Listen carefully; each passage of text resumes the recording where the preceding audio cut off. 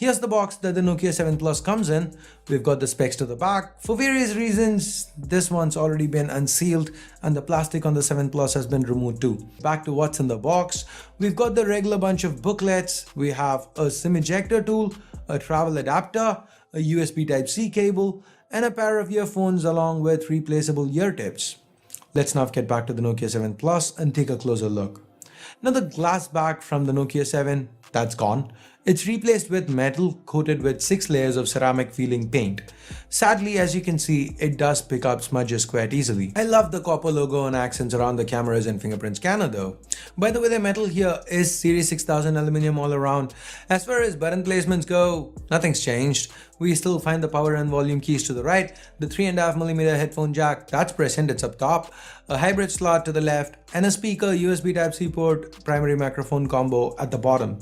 Unlike with the Nokia 7 though, the keys aren't recessed and they are super easy to find and offer great tactile feedback. To the front, the 5.2-inch 16:9 panel from the Nokia 7 makes way for a 6-inch 18:9 panel. The tech used is still IPS LCD. It is still covered by Gorilla Glass. The resolution is Full HD+. The colors are quite nice and vibrant and the display gets bright enough to be legible outdoors. Another change from the Nokia 7 is that selfie camera. It's now 16 megapixels. Overall, while the 7 Plus doesn't feel as flashy as the Nokia 7 given the lack of a glass back, it does feel a lot more secure in hand. And while it doesn't feel as comfortable for single-handed usage given the larger display, it does look a lot more 2018 thanks to HMD Global going with an 18:9 panel here. Talking about changes, the biggest one though is underneath the hood. The Nokia 7 Plus uses the much more powerful Snapdragon 660 chip. We have tested this beast of a mid-range chip from Qualcomm on other phones in the past and it's performed really well. So I'm hyped to check out how the Nokia 7 Plus holds up. The 660 chip is paired with 4 gigs of RAM and 64 gigs of onboard storage. Given the larger display and beefier specs inside, we have a higher capacity battery on board too, 3800 mAh to be precise. As far as software goes, this one is running on Android 8 Oreo. As part of the Android One program, the software is pretty much stock and we can expect fast updates. The software feels fast and snappy. Do note that this is a unit imported from China, so you don't get Google Play Store by default. But since Play services were still available, we just had to install the Play Store app from the included App Store and we were golden. Given its stock Android, there's not much for me to talk about. I'm sure you know all about what Oreo has to offer. The one app where HMD Global has put in a lot of work is the camera. It's got a zoom option to make use of that secondary camera module.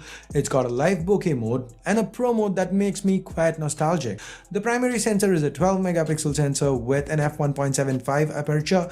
The secondary camera has a 13 megapixel sensor with an f2.6 aperture and a telephoto lens. Both use Zeiss optics. In fact, the selfie camera also uses Zeiss optics. There is no optical image stabilization though. So how do you feel the pictures fared? Let us know in the comments below. So now finally, it's time to talk about price. HMD Global's been quite aggressive with the pricing here. Well, the Nokia 7 launched at 2499 yuan in China. The 7 Plus, despite the stronger internals, the 18:9 panel and all that, retails for 2299.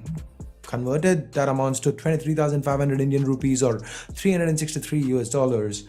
The official European pricing is 399 euros though. Now if this phone ends up making its way over to India, going by Nokia's track record, we'd expect it to launch around 22,000 rupees. If it does indeed launch at that price, would you be interested in getting it? Is this something that you are looking forward to? Do you really want HMD Global to bring this one to India? Let us know your thoughts in the comments below.